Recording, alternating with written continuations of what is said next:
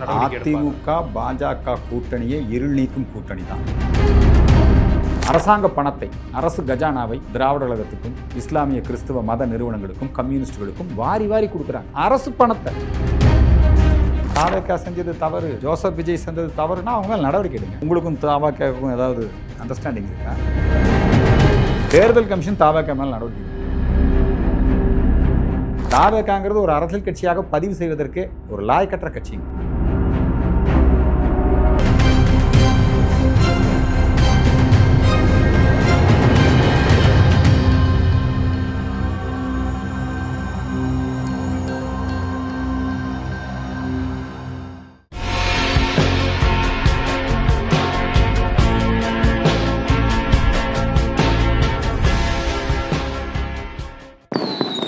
இந்த திவாலிய famous star டூரிசமோட துபாயில கோலாகலமா கொண்டாடுங்க. திவாலி ஆஃபர் வெறும் 24,999 மட்டுமே. இப்பவே ஃபேமஸ் ஸ்டார் டூரிசம் கான்டாக்ட் பண்ணி உங்க சீட்ஸை புக் பண்ணுங்க. பேசு தமிழா பேசு நேயர்களுக்கு வணக்கம். இன்று நம்முடன் இணைந்திருக்கும் சிறப்பு விருந்தினர் இந்து மக்கள் கட்சி நிறுவன தலைவர் திரு அர்ஜுன் சம்பத் அவர்கள். தமிழக அரசு தொடர்ந்து நிறைய விஷயங்களை செஞ்சுக்கிட்டு இருக்கு. அவங்க மேலே நிறைய விமர்சனங்கள் இருந்தாலுமே அவங்க செய்யக்கூடிய நலத்திட்டங்கள் மக்கள்கிட்ட கொண்டு போய் சேருது. ஆனால் நம்ம தமிழக அரசு என்ன செஞ்சாலும் குறை சொல்லுவேன் அப்படிங்கிற மாதிரி செயல்படுற மாதிரி இருக்கே சார். நேற்று கோவையில் ஒரு பாலத்தை தமிழக அரசு சார்பில் திறக்க இருக்கிறதா சொல்லியிருக்காங்க. அதுலேயுமே நீங்கள் ஒரு விமர்சனத்தை முன் வச்சிருக்கீங்க. இது தமிழக அரசு எது செய்தாலும் நாங்கள் குற்றம் சொல்லுவோம் அப்படிங்கிற மாதிரி இருக்கே சார். தமிழக அரசு செய்யக்கூடிய நல்லதை நாம் நிச்சயம் பாராட்டுவோம். ஆனால் இப்போ செஞ்சிருக்கிறது தீங்கு. இங்கே நந்தனத்தில் பசும்பொன் முத்துராமலிங்க தேவர் அவருடைய அந்த பெயர் அந்த சாலைக்கு வைக்கப்பட்டிருக்கிறது. நாங்கள் சாலைகள், ஊர்கள் எங்கெல்லாம் ஜாதி இருக்கிறதோ அதையெல்லாம் நாங்கள் எடுத்து விடுவோம் அப்படின்னு சொல்லி அவங்க ஒரு உத்தரவு பண்ணாங்க. முத்துராமலிங்க தேவர் அப்படிங்கிறதுல இருக்கிற தேவரை எடுத்துட்டாங்க. ஆனால் இப்போ இவங்க நினச்சா ஜிடி மேம்பாலம்னு வைக்க முடியும், ஜிடிஎன் மேம்பாலம்னு வைக்க முடியும். இப்போ கேகே நகர், கலைஞர் கருணாநிதி நகர்னு சொல்கிறதில்ல, கேகே நகர்னு சொல்கிறாங்க. அல்லது அவருடைய முழு பேரை அதுக்கு வைக்க முடியும். இவங்க மட்டும் அங்கே அந்த ஜாதி பேரை பயன்படுத்தலாம். ஆனால் தேசிய தலைவர்கள், விஞ்ஞானிகள், இவங்களுக்கெல்லாம் இவங்க எப்போவுமே திராவிட இயக்கங்கள் ஒரு ஜாதி முலாம் பூசுவதற்கு முயற்சிக்கிறார்கள். ஆனால் இவங்க தலைவர்கள் எப்படி? அண்ணாதுரை அவர்களுடைய திருமண பத்திரிகையிலேயே அண்ணாதுரை முதலியார்னு இருந்தது. அதே மாதிரி ஈவேரா அவர்கள் கையெழுத்து போடும்போதே ஈவே ராமசாமி நாயக்கர்னு கையெழுத்து போடுவார். ஆனால் இவங்க என்ன பண்ணுவாங்கன்னா, அடுத்தவங்க மேலே நீங்கள்லாம் ஜாதி அந்த பேர் போட்டுக்கூடாது அப்படிங்கிற மாதிரி தேசிய தலைவர்களுக்கெல்லாம் ஜாதி முத்திரை, ஜாதி அடையாளம். இப்போ கோயம்புத்தூரில் வஉசி சாலை அப்படின்னு இருக்குது. வஉ சிதம்பரம் பிள்ளை சாலை அது, ஆனால் வஉசி அப்படின்னு தான் இவங்க சொல்லுவாங்க. அதனால் திமுகவினுடைய இந்த நாடகத்தை அம்பலப்படுத்த வேண்டியது எங்களுடைய பொறுப்பு. பொதுவாக எங்களுக்கு இந்த பெயர் வைக்கின்ற கலாச்சாரத்தில் எங்களுக்கு பெரிய அளவில் நம்பிக்கை இல்லை. எல்லாம் எங்கே பார்த்தாலும் இந்த பேர் வச்சுட்டா இந்த ஜாதி ஓட்டுக்களை வாங்கிடலாம், இந்த மணிமண்டபம் கட்டிட்டா இந்த ஜாதி ஓட்டுக்களை வாங்கிடலாம், இந்த மாவட்டத்துக்கு இந்த தலைவருடைய பேரை வச்சுட்டா ஜாதி ஓட்டுக்களை வாங்கிடலாம். இந்த அரசியலை திராவிட கழகம், திராவிட முன்னேற்ற கழகம் இவங்கெல்லாம் இதை செஞ்சுக்கிட்டு இருக்கிறாங்க. இப்படி ஜாதி வாரியாக மக்களை பிரிப்பதை நாம் எதிர்க்கிறோம். உண்மையில் கோவையினுடைய பெருமை ஐயா ஜிடி நாயுடு அவர்கள் மிகப்பெரிய விஞ்ஞானி. அவருடைய பேரை முதல்ல நம்முடைய விவசாய பல்கலைக்கழகத்துக்கு சூட்டினார்கள். இப்பொழுது இந்த பாலத்திற்கு சூட்டி இருக்கிறார்கள். உண்மையில் இப்போ எங்களுக்கு இந்த பேர் வைக்கிறதுல ஒரு அரசியல் ரீதியான விமர்சனங்களை தான் நாங்கள் சொல்லியிருக்கோமே ஒழிய, அந்த பாலம் கட்டப்பட்ட முறை அது நம்முடைய பாரத பிரதமர் நரேந்திர மோடி அவர்களுடைய அந்த நகர்ப்புற மேம்பாட்டு திட்டத்தின் கீழே நிதி ஒதுக்கப்பட்டு கடந்த காலத்தில் அதிமுக ஆட்சியில் அந்த பாலம் கட்டக்கூடிய பணிகள் துவங்கியது, வேலைகள் நடந்துக்கிட்டே இருக்கிறது. இப்போ இவங்க ஆட்சியில் அதையை இவங்க திறந்து வைக்கிறாங்க. ஆனால் உண்மையில் அந்த பாலத்தினால் கோவையில் கட்டப்பட்ட எந்த பாலமுமே சரியில்லைங்க. இந்த பாலம் போக்குவரத்து நெரிசலை குறைக்குமான்னு பார்த்தா அதிகரிக்கும் அப்படிங்கிற நிலை தான் இருக்குது. ஏன்னா இந்த பாலத்தை நீலம்பூர் பைபாஸ் வரைக்கும் நீட்டிச்சிருக்கணும். அதே மாதிரி இந்த பாலம் துவங்கிறத தண்டுமாரியம்மன் கோயில், அந்த அவினாசி ரோடு ஏற்கனவே இருக்கக்கூடிய அந்த மேம்பாலம், அது ஒன்று தான் உருப்படியான மேம்பாலம். இப்போ சமீபத்தில் கட்டப்பட்ட பாலங்கள் எல்லாமே, காந்திபுரத்தில் கட்டப்பட்ட பாலம் பார்த்திங்கன்னா அதனால் பயனில்லை, யாரும் அதை பயன்படுத்துறது இல்லை. அதே மாதிரி உக்கடத்தில் கட்டப்பட்டிருக்கிற பாலம் அது பார்த்திங்கன்னா மறுபடியும் டிராஃபிக் ஜாம் தான் அதிகமாகுது. அந்த பாலத்தினுடைய வடிவமைப்பில் மாற்றங்கள் செய்யணும்.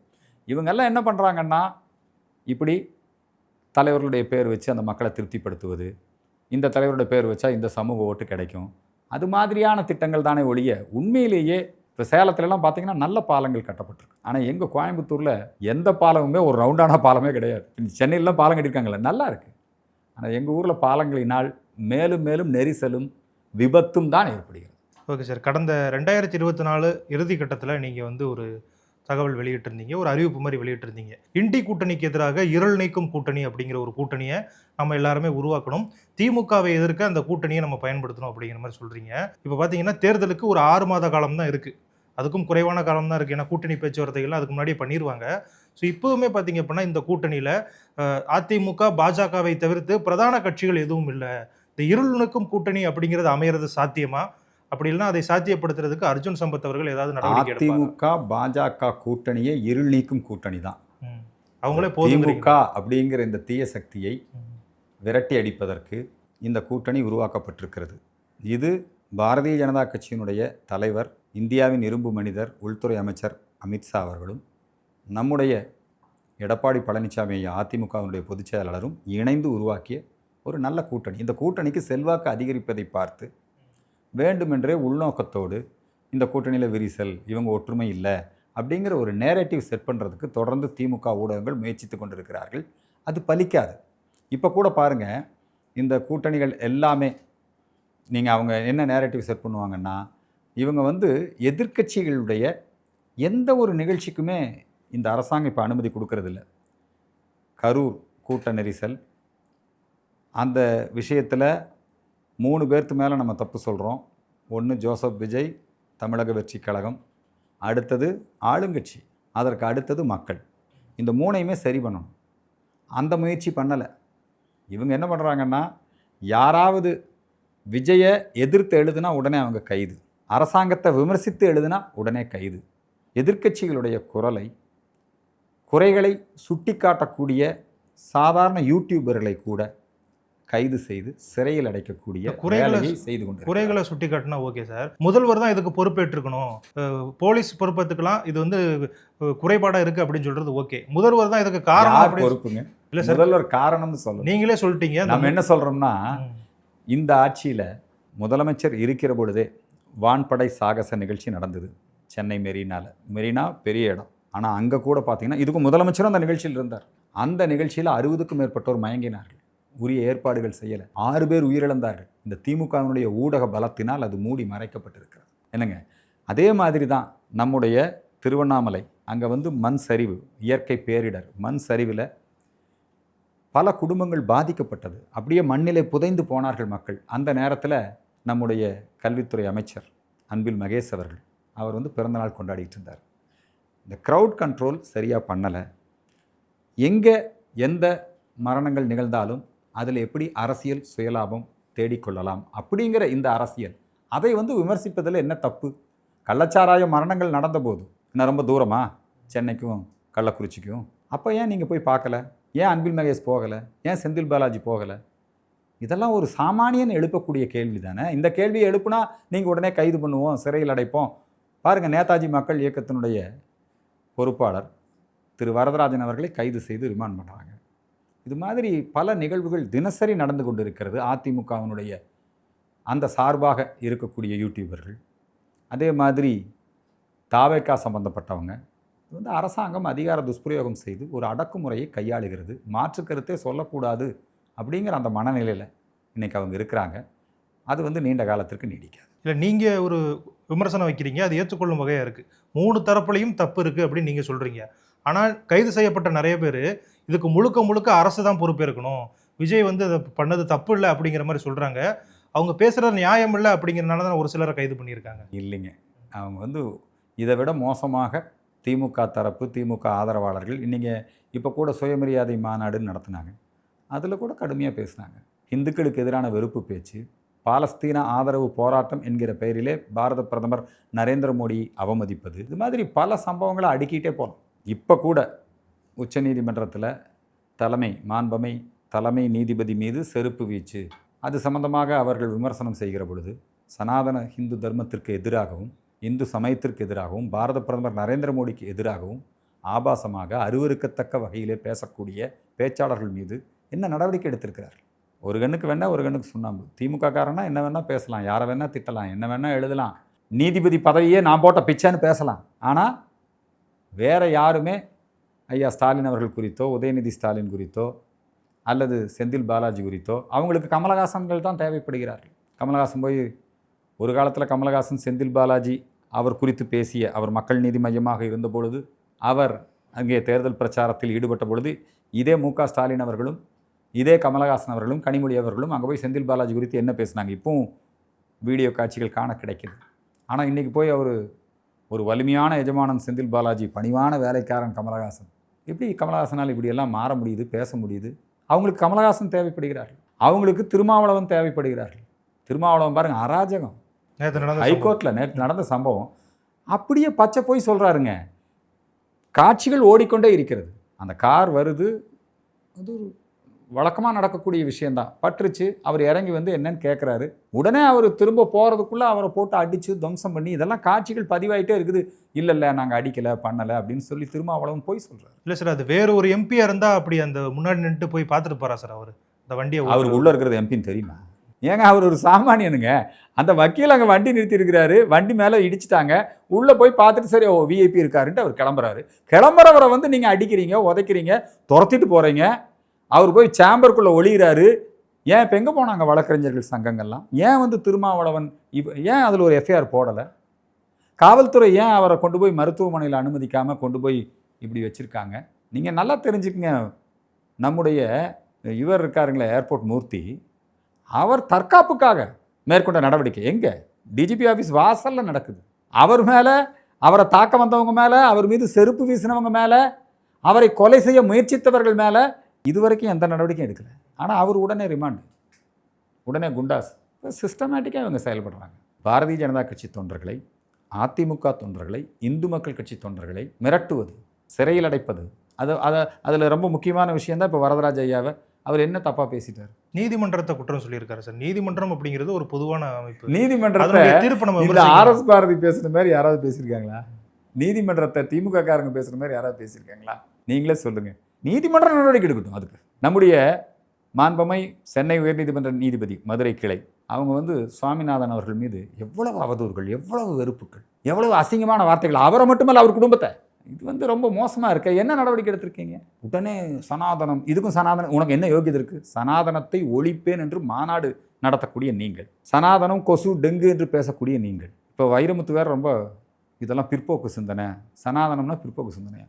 ஏன் இது மாதிரி ஜீசஸ் அல்லது இஸ்லாம் இது குறித்தெல்லாம் பேச முடியுமா? இன்றைக்கி நீங்கள் பாலஸ்தீன ஆதரவு நிகழ்ச்சிகள் நடத்துகிறீங்க, அதில் வந்து நரேந்திர மோடி தான் போருக்கு காரணம்னு பிரகாஷ்ராஜ் இவங்கெல்லாம் பேசுகிறாங்களே. நேற்று அக்டோபர் 7 இது வரைக்கும் அந்த பணைய கைதிகளை கொண்டு போய் அடைச்சி வச்சுருக்காங்க. இன்னை வரைக்கும் அந்த ஹமாஸ் இயக்கம் பணைய கைதிகளை விடுதலை பண்ணியிருக்காங்களா? 1000க்கும் மேற்பட்ட கொண்டிருக்காங்க, பெண்களை கற்பழிச்சிருக்காங்க. புரியுதுங்களா?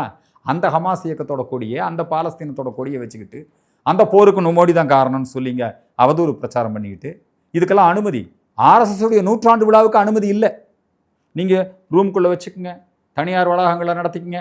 ஆனால் அதே நேரத்தில் சுயமரியாதை 100ஆண்டு விழா அல்லது கம்யூனிஸ்டுகள் பேரணி, விடுதலை சிறுத்தைகள் நிகழ்ச்சி, இதுக்கெல்லாம் அனுமதி. என்ன நியாயம் இது? இந்த அரசு ஒருதலை பட்சமான அரசு. இந்த அரசு திட்டமிட்டு தன்னுடைய கட்சி கொள்கைகளை இந்த மக்கள் மீது திணிக்கிறது. அரசாங்க பணத்தை, அரசு கஜானாவை திராவிட கழகத்துக்கும் இஸ்லாமிய கிறிஸ்தவ மத நிறுவனங்களுக்கும் கம்யூனிஸ்டுகளுக்கும் வாரி வாரி கொடுக்குறாங்க. அரசு பணத்தை, பெரியார் உலகம் என்கின்ற ஒரு அமைப்பு, திராவிடர் கழகம் அந்த ஏற்பாட்டை செய்கிறது. திராவிடர் கழகத்துக்கு பணம் இல்லையா? அந்த திராவிடர் கழகத்துக்கு முதலமைச்சர் தன்னுடைய 1 மாத சம்பளம், எம்பிக்களுடைய சம்பளம் இதெல்லாம் கொடுக்குறாரு. முதலமைச்சருக்கு யார் சம்பளம் கொடுக்குறாங்க? மக்கள் வரிப்பணத்தில் தானே சம்பளம் கொடுக்குறாங்க. மக்கள் வரிப்பணம் எதுக்கு திராவிடர் கழகத்துக்கு கொடுக்கணும்? இஸ்லாமிய பெண் குழந்தைகள் ஓட்டு வாங்குறதுக்காக அரசு பணத்தை கொடுக்குறாரு. பெண் குழந்தைகள் 1ஆம் வகுப்புலேருந்து 10ஆம் வகுப்பு வரைக்கும் படிக்கிறாங்கன்னா அவங்களுக்கு மாதம் 1000, வருடம் 12000. ஏன்? குழந்தைகளுக்கு உதவித்தொகை பெண் குழந்தைகள் எல்லாருக்கும் கொடுங்க. அதனை இஸ்லாமிய பெண் குழந்தைகளுக்கு மட்டும் பணத்தை வாரி கொடுக்குறாரு. சர்ச்சுகள், மசூதிகள் இவைகளையெல்லாம் புனர் நிர்மாணம் செய்வதற்கு இதுக்கு வந்து அரசாங்க கஜானாலிருந்து பணம் கொடுக்கப்படுகிறது. தங்களுடைய கட்சி பிரச்சாரத்திற்காக, தங்களுடைய ஓட்டு வாங்க வேண்டும் என்பதற்காக மக்கள் வரி பணத்தை எடுத்துக்கொண்டு போய் கம்யூனிஸ்டுகளுக்கும், கம்யூனிஸ்ட் பேச்சாளர்களுக்கும், திராவிடர் கழகத்துக்காரங்களுக்கும் கொடுத்துட்டு இருக்கிறாங்க. அரசு எந்திரங்களை முழுமையாக திராவிடர் கழகம், கம்யூனிஸ்டுகள் இவங்க தான் பயன்படுத்திக்கிறாங்க. புத்தக கண்காட்சியில் பூரா வெறுப்பு பிரச்சாரம் தான். மோடிக்கு எதிரான, இந்து சமயத்துக்கு எதிரான வெறுப்பு பிரச்சாரம் புத்தக கண்காட்சியில். இது வந்து புத்தக கண்காட்சி இப்படி ஏஜென்சி மூலமாக பண்ணுறாங்க. அவங்களுடைய துணை அமைப்புகள். அவங்க வந்து எப்பவுமே திமுக ரத கஜ துரத படைகளெல்லாம் வச்சுருப்பாங்க. A team, B team, C team. எல்லா இடத்துலையும் இது நடக்குதே. அரசு எந்திரம் நேரடியாக 4 ஐஏஎஸ் ஆஃபீஸரை போட்டிருக்கிறாங்க. என்ன நிகழ்ச்சிக்கு? உங்களுடன் ஸ்டாலினா? மக்கள் கொடுக்கக்கூடிய கோரிக்கை மனுக்களை வாங்கி பரிசீலித்து அவங்க குறைகளை நீக்குவது. ஓகே, நல்லது. வாரம் திங்கட்கிழமை கொடுக்குறாங்க. முதலமைச்சர் தனிப்பிரிவில் கொடுக்குறாங்க. அதெல்லாம் தீர்த்து வச்சிட்டிங்களா? இதுக்கு ஐஏஎஸ் ஆஃபீஸரை போட்டு உங்களுக்கு ஏதாவது அரசு திட்டங்கள் வந்து சேரலையா? உங்கள் ஆதார் அந்த எண் கொடுங்க, ஓடிபி வரும். நல்ல வேளை நீதிமன்றம் தலையிட்டு தடுத்தது. முழுக்க கட்சி வேலைக்கு ஐஏஎஸ் ஆஃபீஸரை பயன்படுத்துகிறாங்க. நீதிமன்றங்களில் மிருக பலத்தோடு இன்றைக்கி திமுக இருக்குது. நீதிமன்றங்களில் நீதிபதிகளையே மிரட்டுறாங்க. அது மாதிரி இருக்குது. இது முழுக்க அராஜகம். நீங்கள் 40 பேர் இறந்து போயிருக்கிறாங்க. இதுக்கு வந்து யார் பொறுப்பு? சரி, பொறுப்பானவங்க இந்த மரணங்களுக்கு காரணமானவங்க மேலே வழக்கு போட்டிருக்கீங்களா? ஏன் ஜோசப் விஜயை கைது பண்ண தயங்குறீங்க? ஏன் அவர் மேலே எஃப்ஐஆர் போடலை? என்ன உங்கள் அரசியல் கணக்கு? விசாரணை குழு மாதிரி ஒன்று அமைச்சிருக்காங்களா சார்? இது எப்பவுமே அது ஐயா கருணாநிதி அவர்களுடைய வழக்கம். அது ஏதாவது ஒரு பிரச்சனையை தீர்க்க முடியலன்னா ஒரு விசாரணை கமிஷன் போர்டு, அவ்வளோதான். அது ரிப்போர்ட் வரட்டும், அது வரைக்கும் பார்த்துக்குவோம். என்ன மனித உயிர்களுக்கு மதிப்பு இல்லையா? மனசாட்சி இல்லையா? தாவேக்கா செஞ்சது தவறு, ஜோசப் விஜய் செஞ்சது தவறுனா அவங்க மேலே நடவடிக்கை எடுங்க. ஏன் எஃப்ஐஆர் போடுறதுக்கு பயப்படுறீங்க? இன்றைக்கி வந்து என்ன உங்களுக்கும் தாவேக்காவுக்கும் ஏதாவது அண்டர்ஸ்டாண்டிங் இருக்கா? சரி, இப்படி தானே கேட்க முடியும். ஒன்று தேர்தல் கமிஷன் தாவேக்கா மேலே நடவடிக்கை எடுக்கணும். தேர்தல் கமிஷன் வந்துங்க அவங்க கட்சியை பதிவு பண்ணியிருக்காங்க. அவங்க கட்சி பரப்புரையில் குழந்தைகளெல்லாம் இதை கூட்டிகிட்டு வராங்க. ஒரு இடத்துல நடந்திருந்தால் பரவாயில்ல, 3-4 இடத்துலையும் இதே தான் நடந்திருக்குது. தாவேக்காங்கிறது ஒரு அரசியல் கட்சியாக பதிவு செய்வதற்கே ஒரு லாய்க்கற்ற கட்சிங்க. அந்த கட்சியினால் இத்தனை மரணங்கள் நடந்திருக்கு, பொது சொத்துக்களுக்கு நாசமாக இருக்குது. அந்த கட்சியினுடைய அங்கீகாரத்தை தேர்தல் கமிஷன் ரத்து பண்ணணும். தேர்தல் கமிஷன் நடவடிக்கை எடுக்கணும். இந்த விஷயத்தில் ஜோசப் விஜய் அரெஸ்ட் பண்ணப்பட்டிருக்கணும். இந்த அரசாங்கம் அந்த கூட்ட நெரிசல் இது குறித்து கவர்னர் கேள்வி எழுப்புகிறார். உடனே மத்திய அரசு என்ன பண்ணியிருக்கணும்னா, இவங்களுக்கு பொறுப்பாகி ஒன்று இவங்களே ராஜினாமா செஞ்சுருக்கணும். இவங்களால அந்த கூட்டத்துக்கு உரிய பாதுகாப்பு வழங்க முடியல, சட்டம் ஒழுங்கை காப்பாற்ற முடியல. இந்த கவர்மெண்ட்டை டிஸ்மிஸ் பண்ணியிருக்கணும். மத்திய அரசாங்கமும் இது விஷயத்தில் ஒன்றும் பெருசாக அவங்க 8 எம்பிக்கள் வந்தாங்க போனாங்க ஆச்சுங்களா. இந்த கவர்மெண்ட்டை டிஸ்மிஸ் பண்ணியிருக்கணும், சிபிஐ என்கொயரி வச்சுருக்கணும். இதே அருணா ஜெகதீசன் மாண்பமை நீதிபதி அவர்கள் தலைமையில் திமுக அல்லது அதிமுக ஆட்சி காலத்தில் இவங்கெல்லாம் வந்து ஒரு நபர் கமிஷனாக விசாரணை பண்ணியிருக்கிறாங்க. புரியுதுங்களா? அவங்களுடைய விசாரணையில் எப்படிங்க மக்களுக்கு நம்பிக்கை வரும்? அதெல்லாம் ஏற்றுக்கொள்ள முடியாது. தப்பு செஞ்சவங்க யார்? இந்த நாட்டில் சட்டம்னு ஒன்று இருக்குல்ல, அதன்படி நடவடிக்கை எடுக்கணும்ல. இனிமேல் இத்தகைய தவறு நிகழாதபடி க்ரௌட் கண்ட்ரோல்.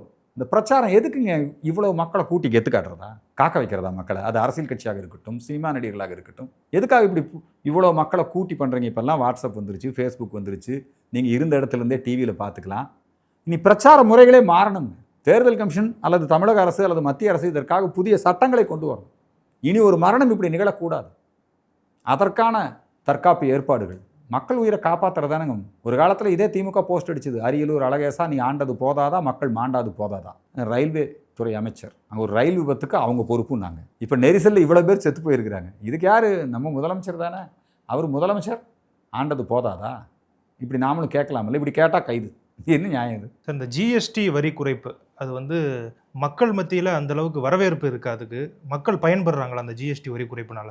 நேரடியாக நம்முடைய மக்கள் பலனடைந்து கொண்டிருக்கிறார். ஜிஎஸ்டி வரி விதிப்பை தீபாவளி பரிசாகத்தான் பாரத பிரதமர் நரேந்திர மோடி அறிவித்திருக்கிறார். 18%, 35% வரைக்கும் இருந்த அந்த வரி குறைப்பை இன்றைக்கி வந்து திருத்தி அமைச்சிருக்காங்க. 5%, 18% வரைக்கும் திருத்தி 2 அடுக்கு வரி விதிப்பு முறையாக திருத்தி அமைச்சிருக்காங்க. அதனால் உணவுப் பொருட்களுடைய விலை குறைஞ்சிருக்கு. ஓட்டல் அதே மாதிரி விலைவாசி இங்கே எல்லாமே குறைஞ்சிருக்கு. வாகனங்கள் விளம்பரமே பண்ணுறாங்களே. இந்த தீபாவளி பர்ச்சேஸ், தீபாவளினாலே நம்முடைய மக்கள் எல்லாரும் வந்து பொருட்களை வாங்குவாங்க. அந்த தீபாவளி பொருட்களை மக்கள் வாங்குகிற பொழுது இந்த நேரத்தில் இத்தகைய அந்த வரி குறைப்பு, அதன் மூலமாக அந்த பலன் மக்களை நேரடியாக சென்றடைகிறது. ஆனால் அது மக்களுக்கு போய் சேரக்கூடாதுங்கிறதுக்காகவே தமிழ்நாட்டில் திமுக அரசாங்கம் என்ன பண்ணுதுன்னா, வேண்டுமென்று உள்நோக்கத்தோடு இது குறித்து தவறான பிரச்சாரங்களை செய்கிறார்கள். ஜிஎஸ்டி வரி விதிப்பு குறைப்பினால் எந்த நன்மையும் இல்லை, அது இதுன்னு சொல்கிறாங்க. பொதுவாக தீபாவளி வந்தாலே போனஸ் கொடுப்பாங்க.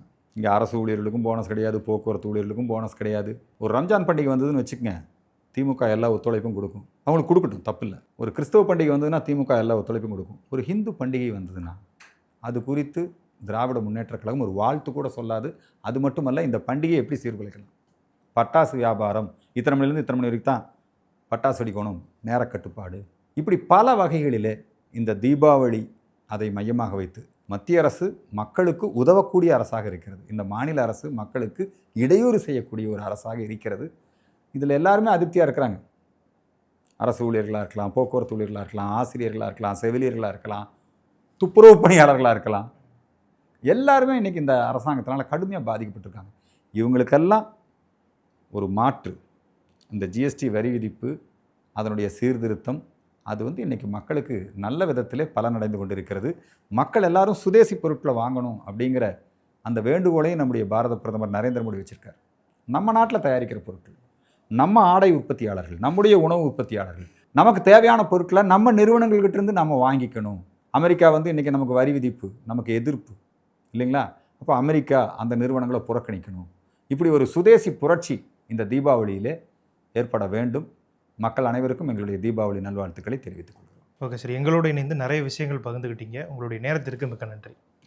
பேசு தமிழா பேசு சேனலுக்கு ஆதரவு தந்து கொண்டிருக்கக்கூடிய பார்வையாளர்களுக்கு வணக்கம். அரசியல் ஆன்மீகம்னு மட்டும் இல்லாம இப்போ ஹெல்த்லயும் நம்ம வந்தாச்சு. ஹெல்த் சம்பந்தமான பிரச்சனைகளுக்கும், ஹெல்த் டிப்ஸுக்கும், ஹெல்த் கேருக்கும், இல்ல ஹெல்த் பத்தி ஏதாவது தெரிஞ்சுக்கணும் அப்படின்னு நினைச்சீங்கன்னா ஹெல்த் குரு சேனல் கண்டிப்பா உங்களுக்கு யூஸ்ஃபுல்லா இருக்கும். பேசு தமிழா பேசு சேனலுக்கு கொடுக்கக்கூடிய இதே சப்போர்ட்டை ஹெல்த் குரு யூடியூப் சேனலுக்கும் கொடுத்து அந்த சேனலை சப்ஸ்கிரைப் பண்ணி உங்க நண்பர்களுக்கு ஷேர் பண்ணும்படி கேட்டுக்கிறோம். நம்ம ஹெல்த் குரு சேனலோட லிங்கை டிஸ்கிரிப்ஷன்ல தரோம், மறக்காம செக் பண்ணி பாருங்க.